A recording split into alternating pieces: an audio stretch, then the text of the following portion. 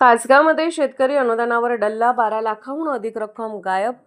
तासगाव तालुक्यातील गव्हाणी येथील सांगली जिल्हा मध्यवर्ती सहकारी बँक शाखेत शासकीय शेतकरी अनुदान खात्यातून 12,32,854 रुपयांचा अपहार झाल्याचा प्रकार उघडकीस आला आहे. या प्रकरणी बँकेच्याच 2 अधिकाऱ्यांविरोधात तासगाव पोलीस ठाणे येथे गुन्हा दाखल करण्यात आला आहे. बँकेचे अधिकारी प्रवीण कोळी यांनी दिलेल्या फिर्यादीवरून शाखा अधिकारी बाबासाहेब बाळासाहेब पाटील राहणार बोरगाव आणि सिनियर असिस्टंट अरुण दादासाहेब पाटील राहणार विसर यांच्या विरोधात कारवाई करण्यात आली आहे. 2019 ते 2020 या कालावधीत शासकीय शेतकरी अनुदान खात्यातील रक्कम संबंधित खातेदारांच्या संमतीशिवाय काढण्यात आल्याचे प्राथमिक चौकशीत निष्पन्न झाले आहे.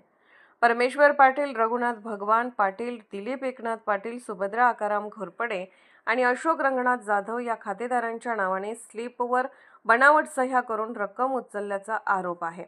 मोठ्या व्यवहारापूर्वी सह्यांची पडताळणी करणे ही शाखा अधिकाऱ्यांची जबाबदारी असताना व्यवहाराकडे दुर्लक्ष झाल्याचे तपासात नमूद करण्यात आले आहे. अंतर्गत चौकशीत अपहार सिद्ध झाल्यानंतर गुन्हा दाखल करण्यात आला असून पोलीस अधिक तपास करत आहेत. या प्रकरणात आणखी कोणाचा सहभाग आहे का याचाही शोध घेतला जात आहे.